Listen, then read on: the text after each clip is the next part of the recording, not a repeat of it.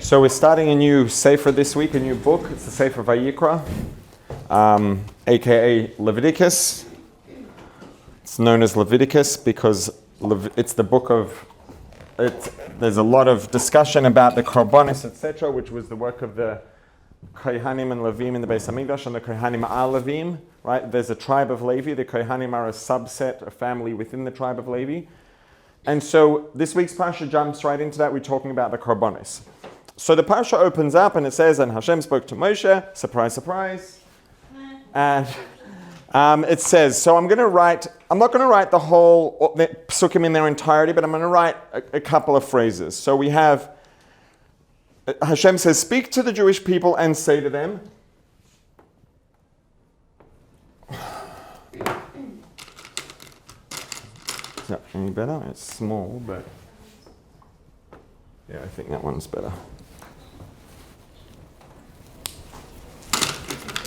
Oh, what about that one? This is also about to be small is better, right? What's that? The sikha is also about to be small is better. They all are. Everything's about that if you boil it down. Okay, so Adam, excuse my handwriting. Let's try to, I'm going to have to fit a lot in here.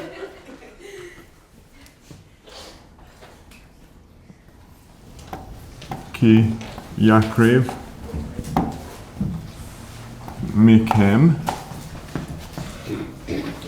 karban laHashem min habehema min habakar min hatzain takrivu.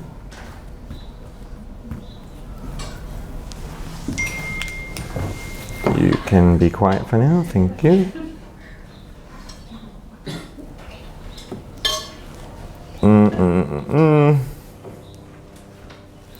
Okay, then we have some more details, ... And then it continues, it says, Yakriv Oisai L'ratzim L'ritzoni Lifnei Hashem.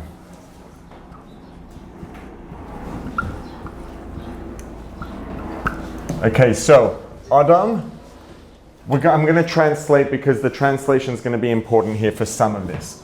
Adam means a person. Ki yakriv, when. It's going to do he, she, but we're going to save some space. Will offer. No, will bring us. Yeah, that'll do. Offer mikem from among you. Korban, a sacrifice to Hashem. Okay, so I think that's enough for now to get us started. Bless you, to gesund, rabbiglick, etc. Okay, so it says, Adam ki yakriv mikem karban laHashem. The simple, basic, face value way of understanding the meaning of this, is that right? Yeah, ish, okay. Is when someone will bring a korban to Hashem, a sacrifice to Hashem, Adam ki yakriv mikem karban laHashem, when a person from among you will bring a korban to Hashem, but it doesn't say that. It says, Adam, a person, Ki yakriv, when he or she will offer up, mikem, from among you, a sacrifice to Hashem. We don't really do human sacrifice in Judaism. It says, we'll offer from among you a sacrifice. Now, if this was an English essay or a Hebrew essay that was being written by an 8th or 9th grade kid in high school who's just learning how to write English properly at a higher level, you could explain it away and just say, well, not explain it away. It would make sense to understand that It's just, their use of language is still, they're figuring it out. It's a little bit clunky. It's not quite right. And what they really meant to say is when a person from among you will offer a sacrifice to Hashem.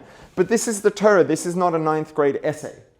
So if it says when a person will offer up from among you a sacrifice to Hashem, that's exactly what it means to say. So the question is, what does that mean? Because it clearly doesn't mean when someone will offer up from among you, i.e. who's you, us, the Jewish people, will offer up from among you a sacrifice. If it meant when a person from among you will offer up a sacrifice to Hashem, it should have said that, and it would have said that. It should have seemingly said, if the entirety of the message was what we think it is at face value, it would have said, Adam mikem ki yakriv karban Hashem. When a person from among you will offer up a sacrifice to Hashem. Makes perfect sense, but it doesn't say that. It says when a person will offer up from among you a sacrifice to Hashem. Which leaves us with, I won't say a problem, but something that we clearly need to understand. The word mikem, just to dwell on that for a minute, briefly, from among you is the contextual translation. Mikem, literally, probably the most precise, direct, technical translation is probably just from you. Now, from you, in the context of people, we translate it as from among you because that's what it means in the context. But it doesn't actually mean from among you. It means from you, which could mean from among you. It could mean from your possessions. It could mean from within you as an individual. It could mean a number of different things, and we're going to get into that. Have a question? Yeah, the problem that you're saying is it sounds like it's saying that they will offer up a person as a sacrifice. Right. It says when he or she will offer up from among you a sacrifice to Hashem. If you translate it in order, that's what it says. So, yeah, that's exactly the problem. And it's a big problem. Now, this is something we've mentioned a bunch of times. It's something that we're all familiar with as a concept, I think. I don't know. It might pay to dwell on it for a couple of minutes just to really explain what it means and why and what's going on. So we always talk about the fact that, everything we learn in Torah has additional layers beneath the surface. There's what it's saying at face value and speaking to us physically. And then there are also messages and layers of meaning that it refers to in terms of our purpose, our mission here, our service to Hashem, our relationship and connection to Hashem in general, through Torah mitzvah specifically, etc.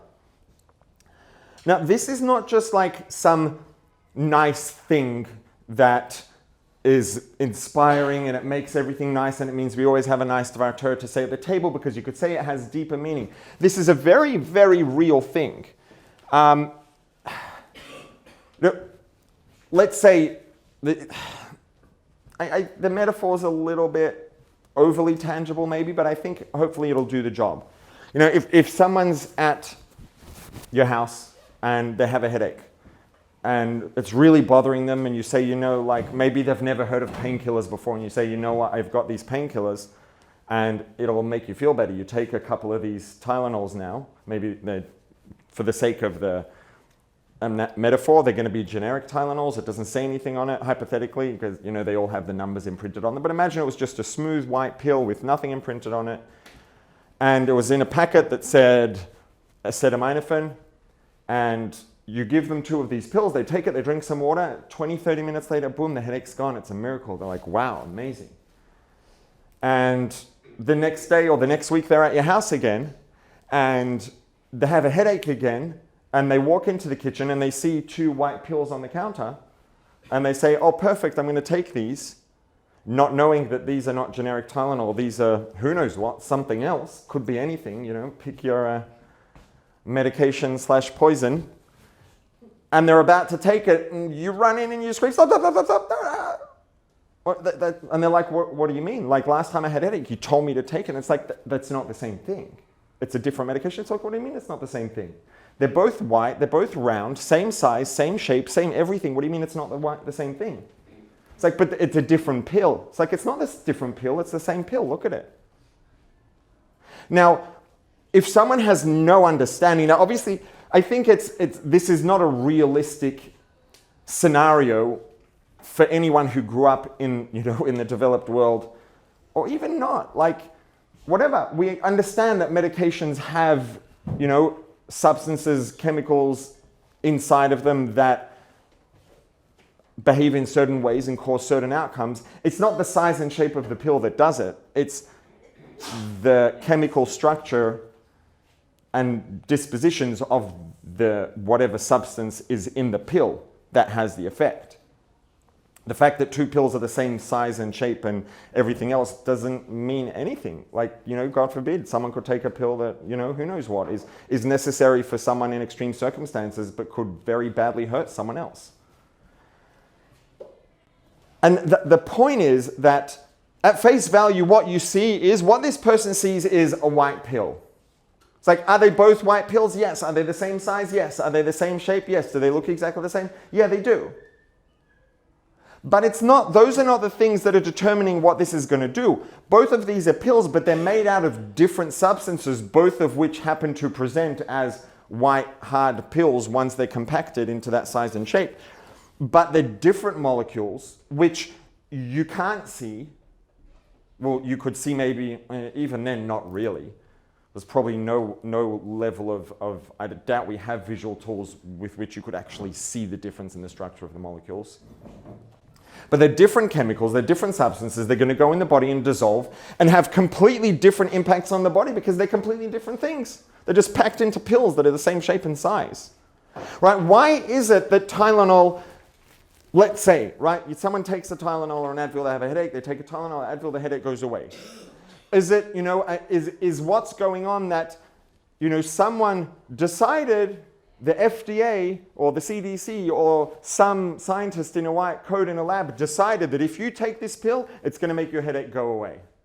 And they also explain to you that because this white pill has acetaminophen in it or ibuprofen in it, and if you look at the chemical structure of that substance, whatever it is, and explain to you how that will get into your body, it'll dissolve, it'll be absorbed into your bloodstream, it'll interact with receptors on your nerve cells that will reduce the transmission of the pain signal, and then you're not going to feel the pain anymore. It's like, wow, it's so amazing that there's like a deeper level of explanation to this. Like, I'm taking a pill, it makes me feel better. There's also a deeper level of explanation. Wow, if I want to impress someone, I can give them a deeper level of explanation. It's like, that's not a deeper level of explanation. That's actually what's happening.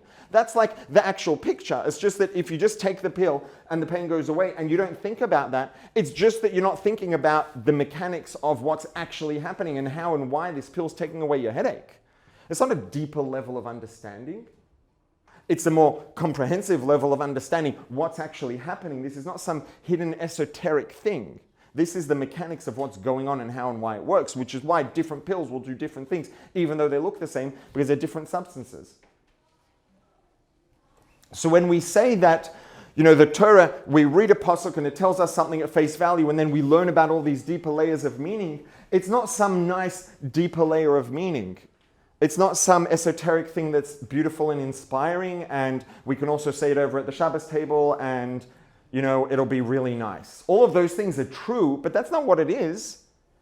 When we talk about deeper levels of understanding of the pasuk, when we talk about the spiritual meaning of the pasuk, what's going on spiritually, what's going on behind the scenes, that is the mechanics behind the scenes. It's true that if a person just wants to take the pill and for the headache to go away, they don't need to know anything about the chemical structure of ibuprofen or acetaminophen or, the various pathways by which it impacts the sensation of pain and the experience of pain. They don't need to know that for it to do the job. But if they don't know it, it just means they're uninformed, right? Because that is the reality that's going on. When we talk about the parts of the meaning of the pasuk as it refers to our spiritual connection with Hashem, our spiritual journey, etc., that is a very real part of the picture. Can we go through life being unaware of that? Yeah, we can. But it just means that we're uninformed. And now, let's say, for example,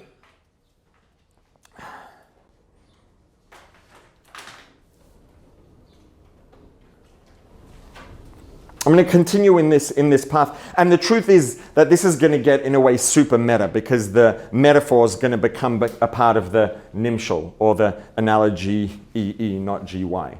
The analogy GY is going to become part of the analogy EE. So let's see if I can pull this off without making it too confusing. So, continuing along the general path of health and well-being, let's say, right? Someone says, you know what, I want to achieve this goal. I want to be more fit. I want to reduce my resting heart rate. I want to have more energy. I want to just feel better because I know I'm maybe a little bit out of shape. And so if they want to do things really properly, they're going to have to do really 3 pillars, right? There are 3 general pillars to health and well-being, pillars as opposed to treatment, which is sleep, diet, exercise. Eat foods that are going to make positive contributions to our bodies functioning the way they're supposed to. Do the exercises our body needs to stay in shape, and get the sleep our body needs to function correctly. Now, when a person, let's say, is going to go and become informed about nutrition, whether they're going to do a lot of reading online, if that's their personality, they're going to go see a nutritionist, and then they're going to go see, a trainer, or do research about how to train and do the exercise they need. We could look at it as like a bunch of separate things, like, the doctor said I need to eat better and I need to do more exercise. So doctor said I need to eat better, going to a nutritionist. Doctor said I need to exercise, I'm doing exercise. Why? Because that's what the doctor said, and I listen to the doctor. Maybe because Torah says that Hashem gave doctors the ability to help us heal. Halacha says if you have a medical issue, you go to a doctor. Went to the doctor, this is what he said. He said nutrition, he said exercise, that's what I'm doing. He said sleep, that's what I'm doing. Now, we could do that, and it would be quite helpful to follow those directives. But the moment that the penny drops and our perspective shifts, and we now understand this is not 3 separate things that the doctor said to do. I'm one person. I have one body. There are a number of different systems, all of which are interacting with each other, which is why, in medicine, specialists are always going to have overlap, because our body is not made out of separate systems that come in separate compartments and separate packets, and they happen to be just combined. It's a body, and there are different ways of categorizing things that make sense depending on the objective, but specialties will overlap because it's one body and one system, and the systems interact with each other and overlap. And when a person looks at their health and well-being and says, okay, so when I eat the right kind of foods, I'm going to eat these kind of foods. It's going to give my body these sort of nutrients. I'm going to try to stay away from those things because those have negative impacts.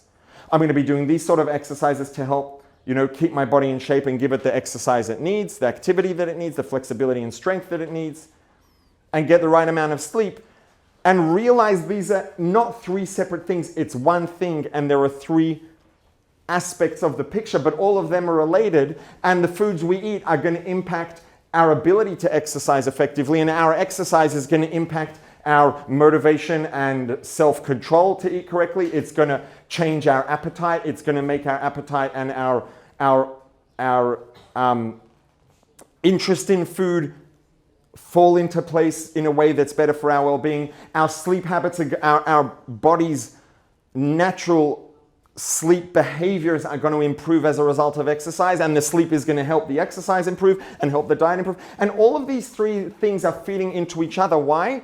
Because it's not actually 3 different things. It's one thing.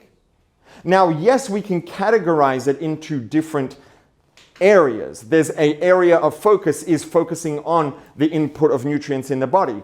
Activity is another area of focus. Rest, sleep is another area of focus. But it's one body, it's one system of well-being. It's not 2 separate things, and focusing on one and completely neglecting the others. Generally, focusing on any one of those things is going to be very beneficial, but you can't compare the value of focusing on any one of those things to focusing on all 3, especially when it's done with that viewpoint as this is all one cohesive thing.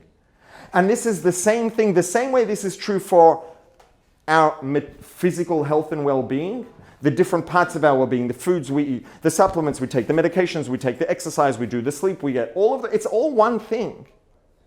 It's the same thing with physical and spiritual, with our body and our soul. It's one thing. It's not like, the Torah is talking about do this action and this physical thing, and we can also understand how it talks about that spiritual thing, and it's so beautiful. It's one thing. Our body and our soul are 2 parts of one person. A body without a soul isn't a person, and a soul without a body is not a person.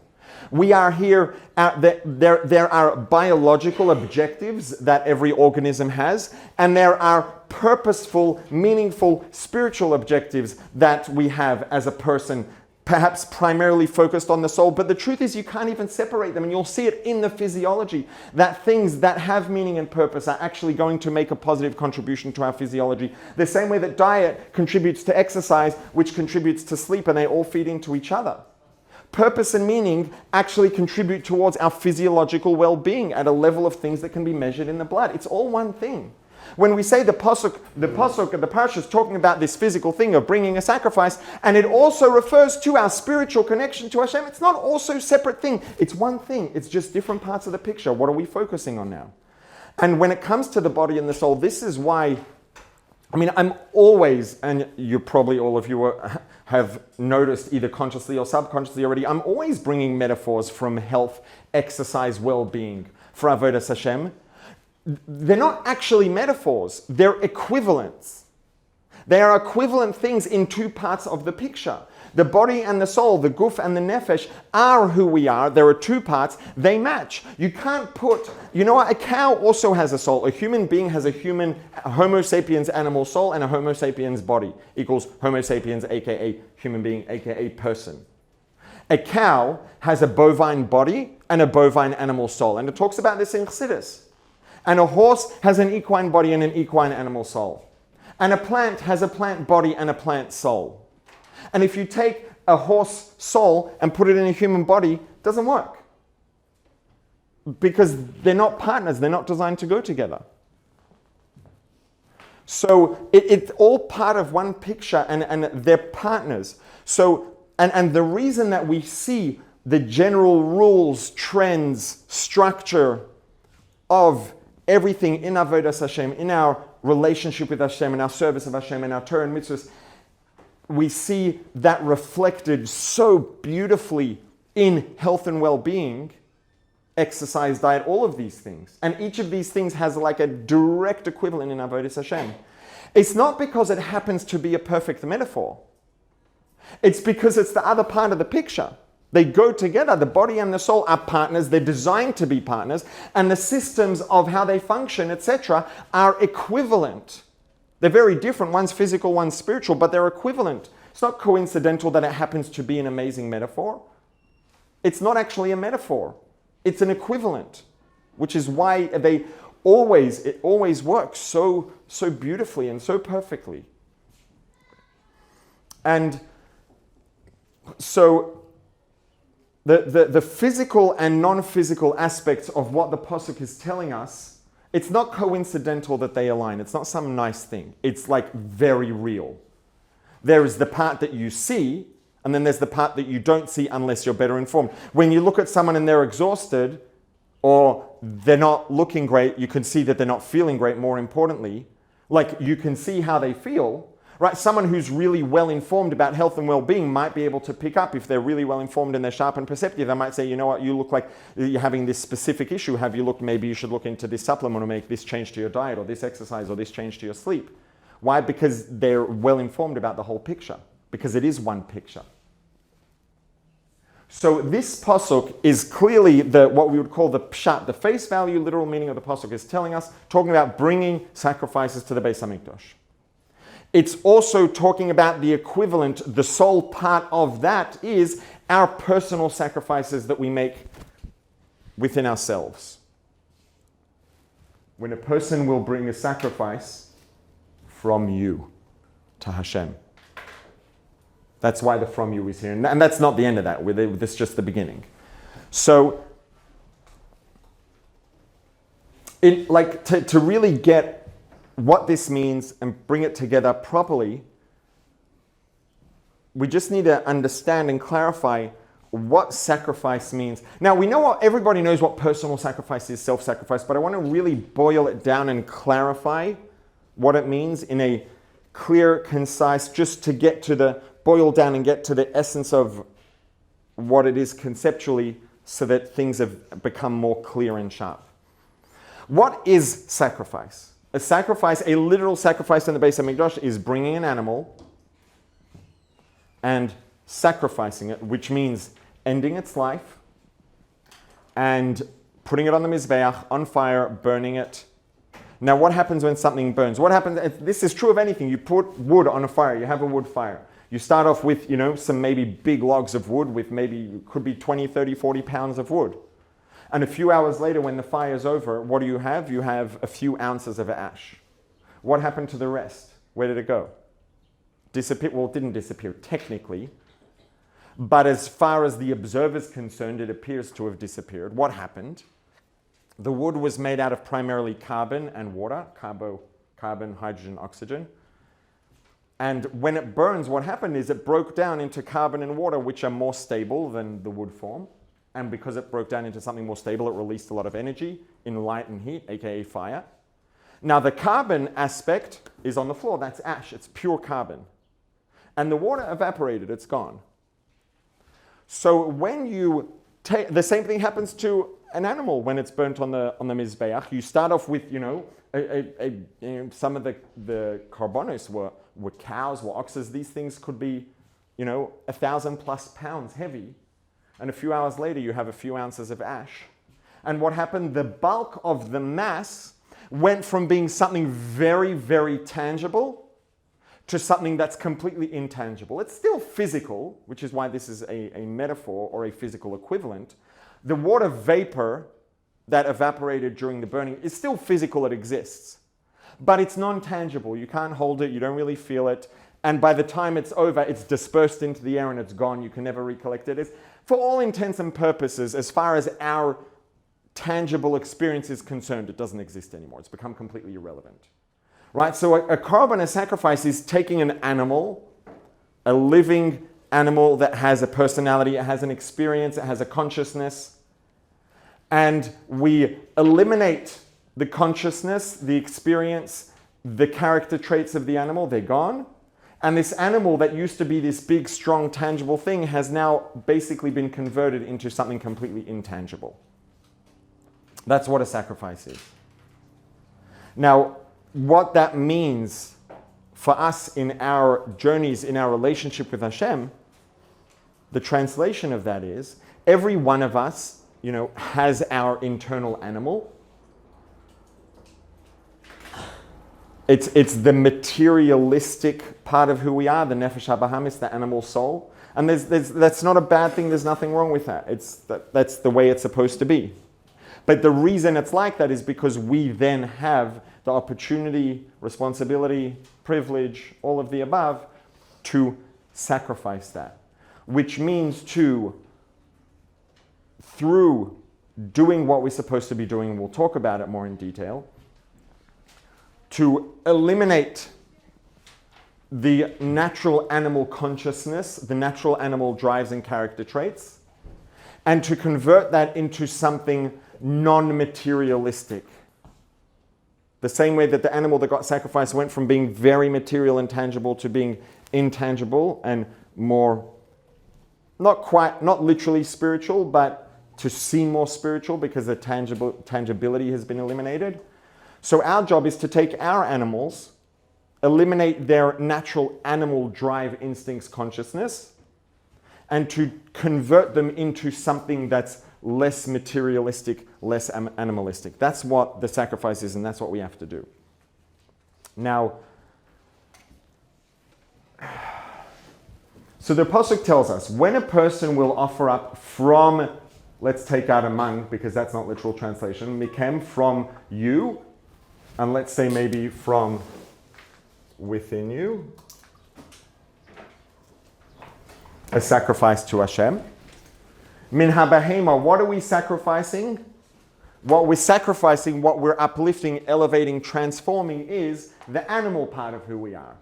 And now the the Torah doesn't shy away from this. It gets in very detail. Like, if let's talk practically speaking. If we want to change who we are, work with our animalistic, materialistic characteristics, tendencies, etc. Step number one is self-awareness, is understanding, okay, like, what am I working with? What am I trying to change, right? What are the things in my personality, in my character that are maybe a little bit more materialistic that they should be, a little bit more animalistic that they should be, and those things I want to transform, eliminate, etc. right? And it's going to be different for all of us. We all have different, a unique, complete set of character traits, and yet there are broad categories, and we have overlaps, and some people are very similar largely, but we're all unique at the end of the day in terms of the complete picture.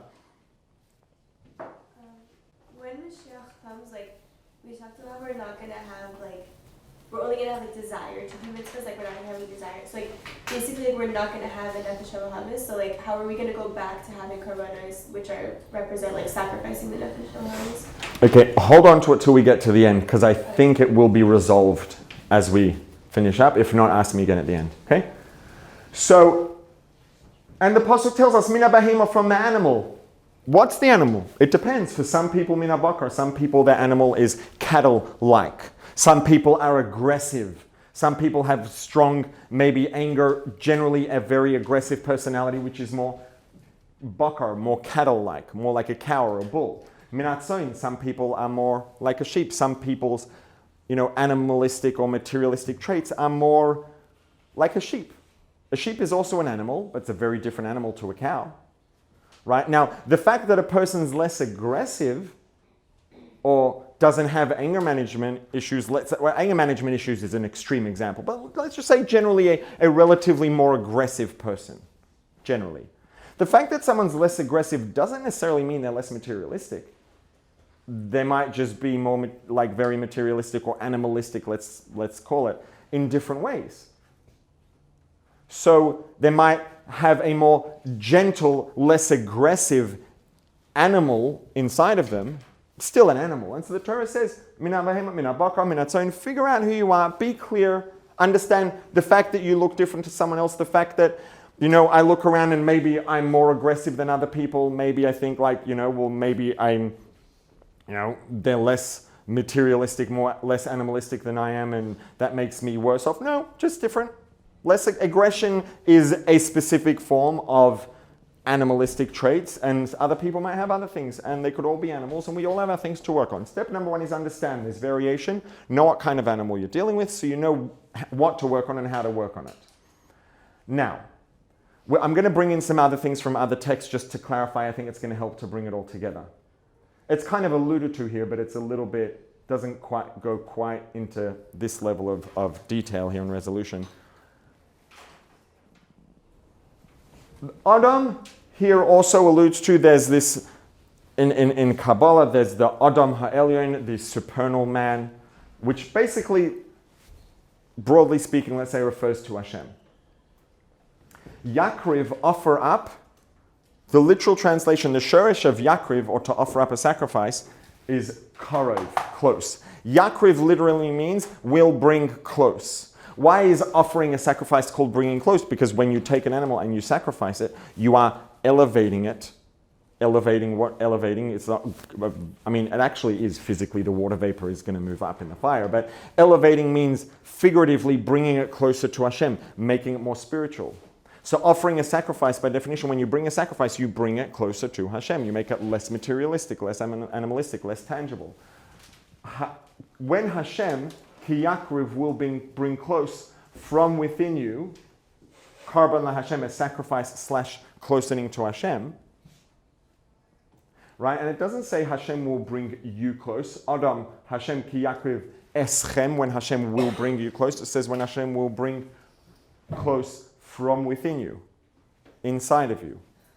Right now, we all say in brachas in the morning, Elokai, my God, Neshama shenasata bi, the soul, the divine soul, the godly soul that you placed within me. Who's the me that you placed it within? The human being, the human animal. We are a human being, effectively, for all intents and purposes, a human animal, Homo sapiens. And in this person that we are, Hashem placed a neshama. Now, that sort of borders on a complex conversation, because there are a lot of places where we talk about the neshama being the primary identity, and that's also true. But we're talking now more in terms of experientially. Our experience is first and foremost human being. We have a godly soul within us that's struggling to override those animal tendencies and to manage the animal soul and get it to manage the body the way that it wants it to. But inside of us, mikem, within us, is a divine soul. is a godly soul. And there will be times when Hashem will inspire that, and Hashem will bring that close. Hashem will inspire our godly soul, give our godly soul a bit of a kick in the pants and kick in the skirt and wake it up and get us inspired, get us moving. At the end of the day, what's the point of that? Is the point of that because Hashem just wants us to feel inspired? So he inspires us? No, because it's not really... If Hashem wanted us to just be inspired by whatever means, then Hashem would have just made us be inspired. But that's not the point. The point is for us to have a individual, personal, experiential inspiration that we achieve for ourselves. Now, sometimes we're not quite getting there, and so we need a bit of a jolt, a bit of a jump start. So then Hashem gives the Nefesh Elokis a jump start, and that spills over, and then we can feel a little bit inspired. But at the end of the day, the real inspiration, going back to the meaning of Mikem, a little bit more tangibly, Adam ki yakriv, you want to come close, Mikem, it's got to come from you. Hashem might give you inspiration, but that's just a jump start, right? When a person, what's the point of, the term jump start generally is used for a car, right? When someone's car battery is flat, you give them a jump start to get the engine moving.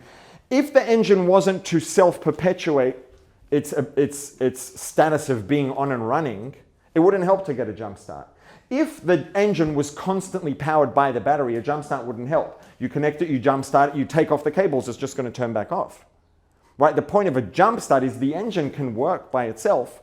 It just needs to be turned on to begin the chain reaction that creates self-perpetual motion. So you need the battery to jumpstart the car. If the battery's dead, you can jumpstart the engine from something else.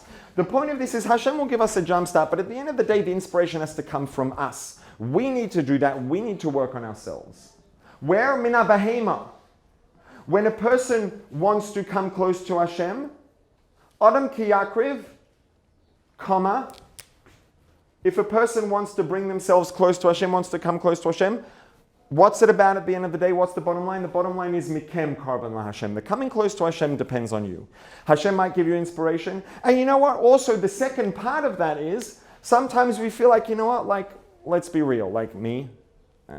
Funny joke. I'm going to inspire myself. I'm like in a position to actually generate for myself a real, genuine, authentic inspiration about Hashem.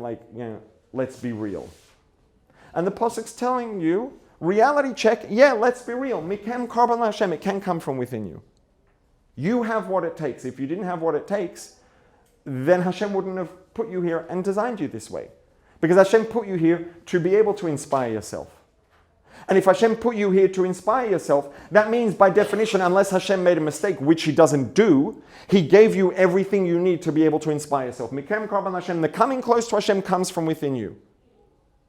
That doesn't mean that, okay, fine, it says so, amazing, inspiration, boom, rainbows and ice cream. That's not reality. The reality is it might be painstaking, and the inspiration, it might feel like the baby steps we're making are so small that they're not actually really worth anything because we're never going to get anywhere. Sometimes, and the reality is, for everybody, there will be times when it feels like that. And you know what?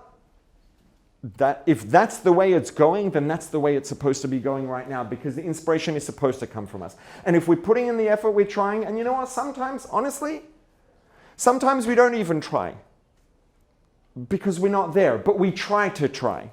It's like, sometimes you don't care, but you want to care, which means you care to care. It's like, I wish I cared about that. I'm going to be honest, I don't really. Am I really trying? No, I'm not really trying. But I'm trying to try and it's not working. So then that's where our level of trying is at. And if we're putting in the effort and we're working and we're really putting in the effort and trying, and that's just, where we're operating at right now because that's where we're up to, then that's where we're supposed to be up to. Mikem karban Hashem, it's supposed to come from us. And if that's where we're at and we're doing what we can, then that's exactly the way it's supposed to be.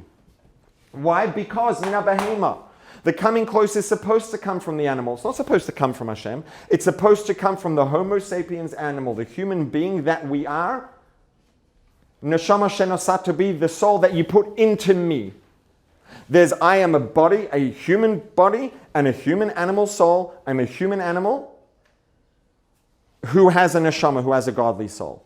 And the human animal that I am, that the neshama is inside of, that human animal is the one that's supposed to be bringing itself close to Hashem. Which means that if we're doing what we can as a human being, as a Jew, but with all the complexities that are a part of being a human being and a Jewish human being, right? A Jewish soul in Gan Eden is not coming close to Hashem. It is close as a result of the self-closening that it did while it was alive. It's gesund. But the coming close is something we do as a human being with all the things that make us into an animal. With all the things that make us a person, including, and first and foremost, the human animal that we are. Mina Bakar, if we are very aggressive and we are a cattle-like person, animal, that's the human animal that we are, that's fine. That's where it's supposed to come from. If we're a different kind of animal, a sheep, whatever it is, more sheep-like in character, then that's where it's supposed to come from. It's supposed to come from the animal. It's supposed to be real inspiration we do for ourselves. And those tiny little baby steps are the whole point. Why? Because you want to come close. Mikem karban Lashem. It's supposed to come from you, min abahema, from the animal within you. And now, just to bring this back and to talk about the value, right? Because there's value. A conversation about value can be a very complex conversation to have unless you define things very clearly, because there are different layers or metrics or kinds of value that something can have, right? Let's say, someone will have something and, someone will say, well, why don't you just give that away? Or you're decluttering your house, all that, whatever, that's get rid of that. And you're like, well, get rid of that? That's like super valuable. It's like, what do you mean it's super valuable? That costs like $3 or it costs 85 cents in the dollar store. What do you mean it's super valuable? It's like, I'm not talking about the financial value. Like that was a gift from my grandmother or whatever. Like that's very valuable to me, right? Their market value is a very real thing. And there are objective kinds of value that are very real also. At the end of the day, though, the most important kind of value is how valuable is it to me? How valuable is it to you experientially? That's the value that counts the most. Right? If something has a very high market value, but it's of no personal value, it doesn't contribute anything valuable to my experience, I'm not going to care about it. Maybe I'll sell it instead of throwing it out because it's worth a lot in the market, but it's not valuable to me. And if something's worth, maybe something's not even worth 0 cents. Maybe on eBay, you'd have to pay someone. You'd have to say, bid on how much you want me to pay you to take it away. It has a negative value, right? There was a point in time a few years ago when no one wanted to even keep oil because the value of the oil was less than the cost of holding on to it. Right? So something could have a negative value. But if it's valuable to me personally, then ultimately that's the most real and important kind of value because that's what counts. I don't care how much it costs on the market. Right? If someone who's important to me that I care about buys something for me and they bought it for me, they gave it to me with their whole heart, it was something that was valuable to them and I know it was a big deal for them to give it to me, that's going to mean a lot to me and that's going to be a very valuable thing for me. It doesn't matter how much it does or doesn't cost, I don't care. That means a lot to me and it's going to hold a place dear and deep in my heart. I'm not going to want to let it go regardless of how much it can or can't fetch on eBay. And that's the value that counts the most at the end of the day. And so, yes, it may be true that if you measure the measurable inspiration that I achieved on a really hard day when I wasn't feeling it and I wasn't inspired and honestly, I wasn't even trying to inspire myself and I wasn't even trying to try, but I was trying to inspire myself maybe, right? It's like sometimes you don't even care about caring, but you kind of wish that you cared about caring. You care about caring about caring. I'm trying to inspire myself. And it's like, maybe I made like a 0.1% improvement in managing to try to inspire myself. And it's like, are you serious? Like this is such a waste of time. And you know what? When you're in that place, the amount of effort it takes to do that is enormous. And it's like, seriously, for what? What's the measurable achievement, the measurable output is tiny. And maybe it really is negligible in terms of the measurable objective value or output. But at the end of the day, why are we doing this? Because of the objective market value or the measurable? No. Because this is why we're here. This is what has meaning. This is our purpose. This is what Hashem wants from us. This is what Hashem wants from everything. This is why Hashem created time and space and mass and energy and everything else and all the spiritual layers of reality. Now, when someone, let's say, buys you a $10,000 gift, and I mean, it's nice to get something worth 10 grand, especially if, after they leave, you can, go and sell it. It's nice to have that cash in your pocket. But if someone buys you a $10,000 gift, let's say, and it's like very clear, it's like, honestly, I don't need this. I don't care about it. They clearly bought this gift more for themselves than for me. They weren't thinking about me. It's like, and sometimes someone buys a gift where not just did they not try to get you something that's really important to you, it's very clear that this was never really about you in the first place. It's like, thank you very much for buying yourself a gift and blaming it on me. Right? Sometimes that can happen. And what's the message? That's the message. It's like, this was never about me. It was about you. Someone might buy you a gift that, you could pick up for free somewhere. But the bottom line is you can see they thought about you. They did this for you. They cared about you. They took your values and what's important to you into account. And they got something that's unique to your interests. And you see that you and your interests were important to them. And they took that into account and they went out of their way to get something that's going to be really meaningful to you. Assuming that you can't sell the $10,000 gift and it has no cash value to you, which one of those gifts is more valuable to you? The second gift's going to be way more valuable. Are you going to care if the $10,000 thing goes missing, if it was never never meant anything to you and the person really was just buying it for themselves and blaming it on you? No, you're not going to care if it goes missing if you can't sell it anyway. But the second one means a lot. It's like, you look at the value, it's 10 grand versus like 0. But so what? Like, what does it mean to me? What does it mean to you? So yes, it might be true that those baby steps are measurably, basically, effectively irrelevant. They're so tiny. But the bottom line is, if that's what Hashem wants, if that's what we're here for, and Hashem created the entire universe for us to put in that effort to try to inspire ourselves and to make those baby steps, to try to bring ourselves closer. And we're doing it from ourselves, mina behema, from the human animal that we are. We're working on that and doing what we can, even if it seems like we're not making much progress and it doesn't mean much. You know what happens? Yakriv oisoi, then you bring yourself close to Hashem's desire. Lifnei Yud Kei Vav Kei. So Hashem here is an abbreviation in the Torah. It says Yud Kei Vav Kei. Here it's the same thing. Adam ki yakriv mikem karban la Hashem le Yud Kei Vav Kei. When Hashem brings us close and inspires us, it brings us close, we come close to Hashem, to Yud Kei Vav Kei. Now Yud Kei Vav Kei is we've talked about it before, it's this name of Hashem, which the name represents let's say a aspect within Hashem where time, past, present, and future are all synonymous and all go together because it's the origin of time, which is how it has Haya, Hava, V'yeh, past, present, future, all within the name Yud Kei Vav Kei. But when we bring ourselves close mina behema from the animal, mina bakar mina tzayin, that's bringing us close to l'rtzoneh. That's what Hashem really wants. That's what actually means something to Hashem. And then where do we reach? Lifnei Yud Kei Vav Kei. The place that reaches within Hashem is way, way, way deeper, way higher. Why? Because this is what's valuable to Hashem, l'rtzoneh. This is Hashem's desire, what Hashem wants. And when you give someone something that is the thing that they wanted, and it shows to you, I'm doing this for you, I care about you, I thought about what's valuable to you, and I got this for you, having that in mind, that's going to touch you in a very, very, very deep place, and it's going to mean a tremendous amount. So when we bring it from the animal, measurably might be tiny and insignificant, effectively insignificant, but Yakriv Osei L'Rtzoneh, we're now bringing it according to what Hashem wants, Lifnei Yud Kei Vav Kei, and that reaches way deeper within Hashem than the massive inspiration that Hashem gave us, or the massive inspiration that comes sometimes the godly soul just feels inspired. That's nice and it's amazing and it is valuable.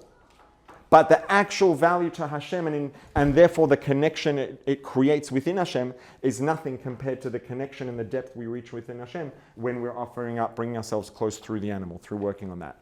Now, super briefly, even though this is technically, officially supposed to be the bulk of the conversation, but I think what we talked about now really was maybe the more fundamental and important part of the picture to really get a grip on.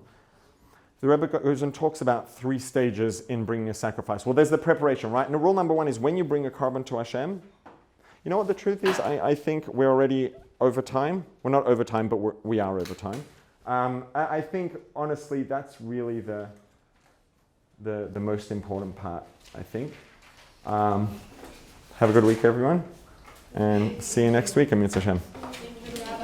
Thank you. The Nefesh HaBahamis doesn't cease to exist when Mashiach comes. It just becomes converted into an animal that is inspired by and interested in divinity instead of materialism.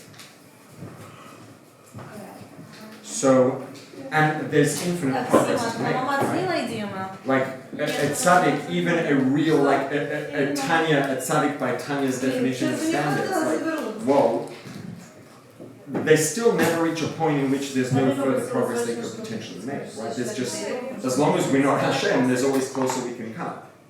So even when Mashiach comes, the animal will be there. It's not going to be going from a materialistic, let's say negatively inclined animal to a non-materialistic, positively inclined animal, but it's going to be from a, let's say, spiritually positively inclined animal to an even more spiritually and positively inclined animal. And within spirituality, to us, because we're physical, everything that's non-physical is in the spiritual basket, right? But within the basket or category of spirituality, there are massive differences, and things can be as different from each other within that category as they are from us. It's just that for us, they're all spiritual, so we put them all in the same category. But let's say, someone who's, like, Mashiach comes and someone's Nefesh HaBahamis is really spiritually inclined and inspired, and everyone's will be. As long as it exists as an entity and it's not Hashem, there's always, its spiritual appreciation and inclination can always go deeper and higher and deeper. Right? And relative to that even greater and deeper appreciation for spirituality, it's now, relatively speaking, materialistic and animalistic relative to that. Right? So that the equivalent concept is always going to be relevant. It's just going to be, happening within the category of spiritual as opposed to from, like, tangibly material to spiritual. Does that make sense?